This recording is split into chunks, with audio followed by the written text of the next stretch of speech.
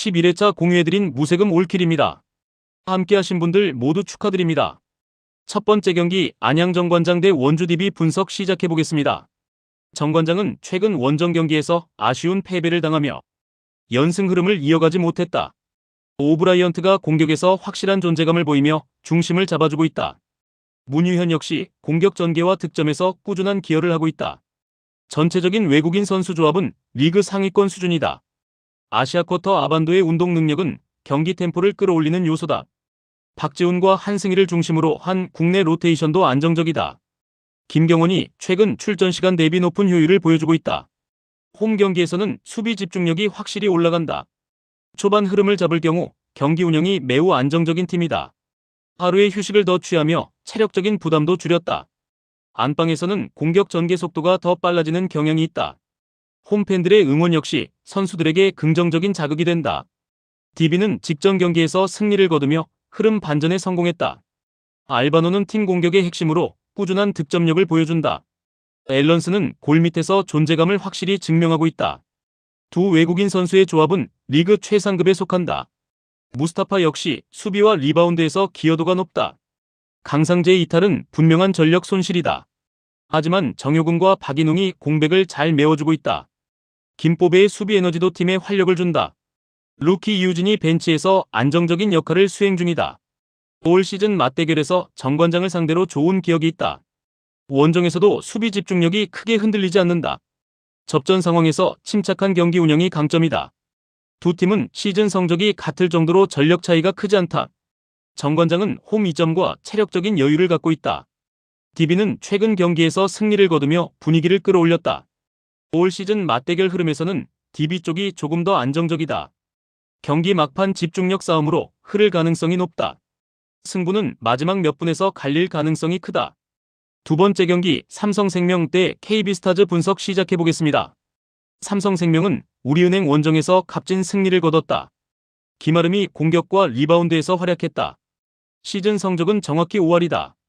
순위는 3위까지 끌어올린 상태다. 시즌 초반보다 경기력이 확실히 안정됐다.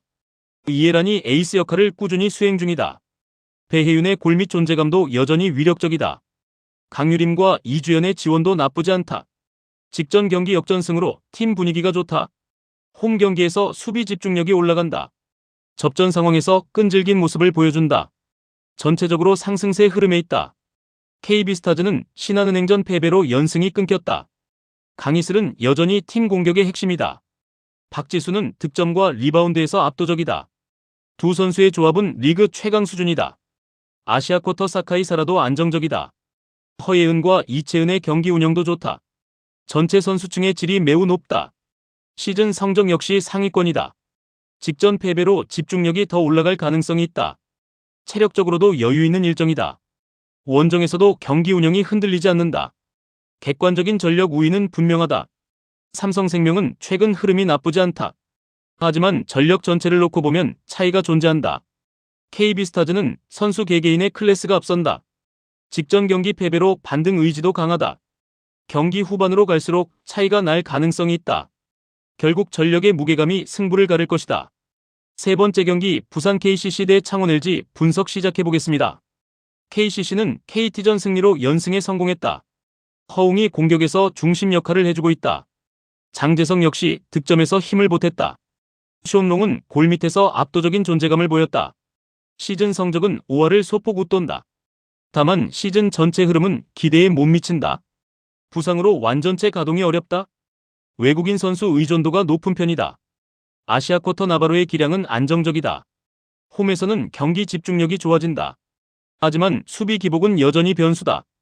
강팀 상대로는 부담이 있다. LG는 직전 경기에서 완패를 당했다. 하지만 시즌 전체 성적은 리그 최고 수준이다. 마레이는 여전히 골 밑에서 압도적이다. 타마요 역시 꾸준한 활약을 이어가고 있다. 6이상을 중심으로 한 국내 라인업도 탄탄하다. 벤치 자원까지 포함한 뎁스가 매우 두텁다. 시즌 내내 큰 기복이 없었다. 공수 밸런스가 매우 뛰어나다. 직전 패배로 집중력이 올라갈 수 있다. 원정에서도 경기 운영이 안정적이다. 상대 전력 공백을 공략할 수 있다. 선두팀다운 완성도를 갖췄다. 두 팀 모두 이름값은 리그 최상이다. 하지만 시즌 전체 흐름은 차이가 난다. KCC는 부상 변수로 전력이 완전하지 않다. LG는 직전 패배에도 흔들릴 팀이 아니다. 경기 운영에서 안정감 차이가 드러날 수 있다. 결국 선두팀의 저력이 우세할 가능성이 크다. 네 번째 경기 대한항공 대 OK금융그룹 분석 시작해보겠습니다. 대한항공은 현대캐피탈전에서 아쉬운 패배를 기록했다. 정지석은 여전히 에이스다운 활약을 펼쳤다. 러셀 역시 공격에서 힘을 보탰다. 시즌 성적은 여전히 상위권이다. 후반기 합류한 이든도 팀에 녹아들고 있다. 리그에서 가장 두터운 뎁스를 자랑한다. 공수 밸런스가 잘 잡혀있다. 홈 경기에서는 경기력이 한 단계 올라간다.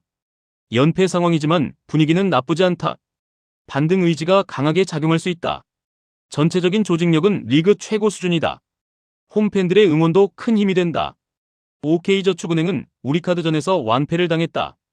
디미트로프가 공격을 이끌었지만 한계가 있었다. 시즌 성적은 5할을 웃돈다. 지난 시즌보다 전력은 확실히 상승했다. 하지만 우승권 전력으로 보기는 어렵다. 외국인 선수 의존도가 높은 편이다. 디미트로프의 파괴력은 최상급은 아니다. 차지환과 전광인의 침묵도 아쉬웠다. 원정에서는 경기 기복이 있다. 강팀 상대로는 수비 부담이 크다. 경기 흐름을 바꾸기 쉽지 않다. 상대 압박에 고전할 가능성이 있다. 전력과 뎁스에서 대한항공이 앞선다. 시즌 성적과 경기력에서도 차이가 있다. 홈 이점 역시 크게 작용할 수 있다. OK저축은행은 변수 창출이 쉽지 않다. 경기 흐름은 홈팀 쪽으로 갈 가능성이 높다. 대한항공의 안정적인 운영이 예상된다. 다섯 번째 경기 페퍼저축은행 대 대전정관장 분석 시작해보겠습니다.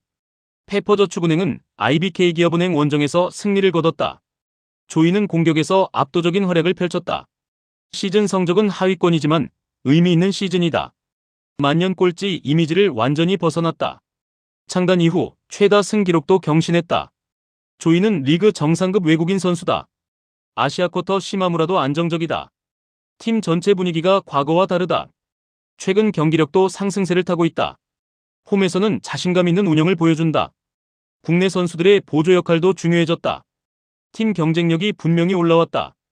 정관장은 흥국생명전 패배로 연패가 길어졌다. 자네테와 박은진이 분전했지만 역부족이었다. 시즌 성적은 리그 최하위다. 지난 시즌과 비교해 전력 하락이 뚜렷하다. 외국인 선수 경쟁력이 떨어진다. 아시아쿼터 인쿠시도 기대에 못 미친다. 연패로 팀 분위기가 매우 가라앉아 있다. 반등의 실마리가 보이지 않는다.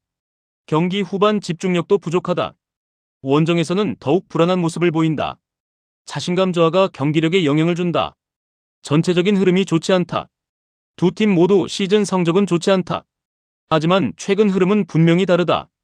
페퍼저축은행은 상승세를 타고 있다. 정관장은 연패 늪에서 벗어나지 못하고 있다. 홈과 분위기 모두 페퍼 쪽이 유리하다. 경기 흐름은 홈팀 중심으로 전개될 가능성이 크다. 여섯 번째 경기 멜버른 시티 대 강원FC 분석 시작해보겠습니다. 멜버른 시티는 시티 풋볼 그룹 특유의 체계적인 전술을 유지하는 팀이다. 빌드업 과정에서 짧은 패스를 통해 점유율을 높이는 성향이 강하다. 아시아 무대에서도 공격적인 포지셔닝을 적극적으로 활용한다. 이미 16강 진출을 확정했지만 순위 싸움이 남아있다. 홈에서 열리는 마지막 경기인 만큼 동기부여가 확실하다. 승점 3점을 통해 토너먼트 대진에서 유리함을 가져가려 한다. 공격의 중심에는 맥스 카푸토가 있다. 카푸토는 팀 내 최다 득점을 기록 중인 핵심 자원이다. 매튜 레키의 부상 이탈로 카푸토의 비중은 더욱 커졌다. 전반부터 강한 압박을 시도할 가능성이 높다. 안방에서는 공격 템포가 한층 빨라진다.